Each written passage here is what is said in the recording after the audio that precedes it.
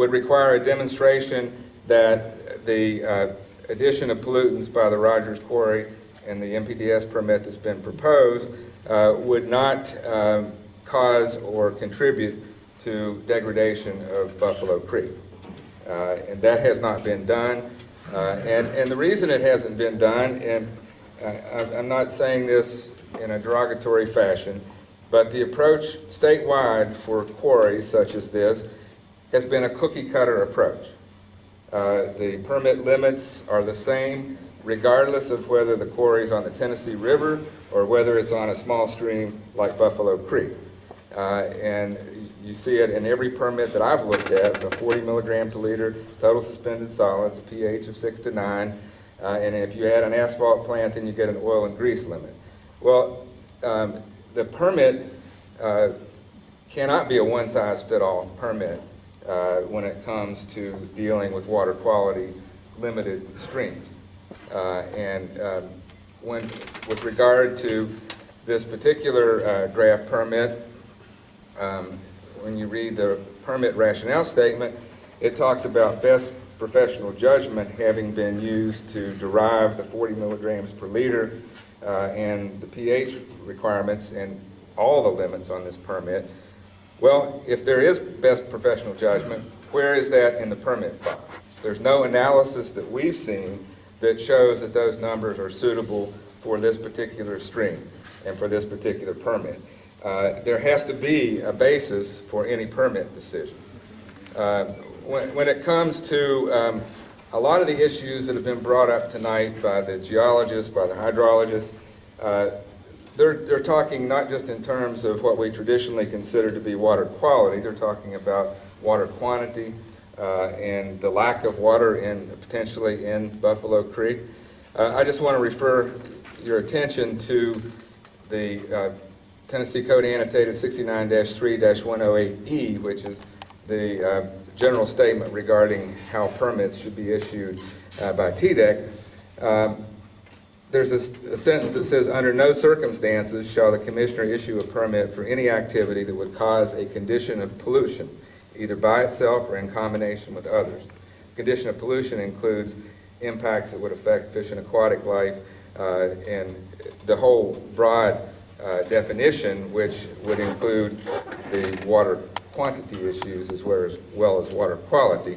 Also, it goes on to say, in addition, the permit shall include, number one, the most stringent effluent limitations and schedules of compliance required to implement any applicable water quality standards. Therefore, you've got to demonstrate in a permit that you're not going to cause or contribute to a violation of water quality standards in a stream. And then it goes on to say, or necessary to comply with other state or federal laws or regulations. We believe that if there's an issue of endangered species or if there's an issue of affecting wildlife, then other federal laws would come into play with regard to that statement.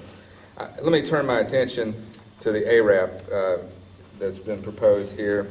And just first of all, I've already mentioned that there is an issue with the 401 certification in the notice.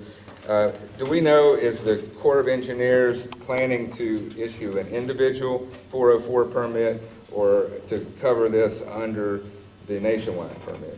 Do we know that? Okay. Rogers Consultant says nationwide, which we might have to discuss with the Corps of Engineers. But with regard to the ARAP, there's really no demonstration of avoidance or minimization in the application. It's just a bare statement, which I don't know if TDEC has gone and looked behind to see if it's really truthful, if they have taken all steps to avoid and minimize wetland impacts. And one issue we've already raised, which I'll raise again, is that the mitigation that's proposed here is not in the same watershed. And the Corps has that requirement very explicit. It's not as explicit in TDEC's rules, but it makes sense that if you're going to impact the Buffalo Creek watershed or the Hines Creek watershed or even the Clinch River watershed, that the mitigation ought to occur in that watershed. Instead, it's proposed for a mitigation bank on the Emory River way upstream in that watershed. And it's not just a simple 3 miles difference, it's very far upstream in the Emory River watershed.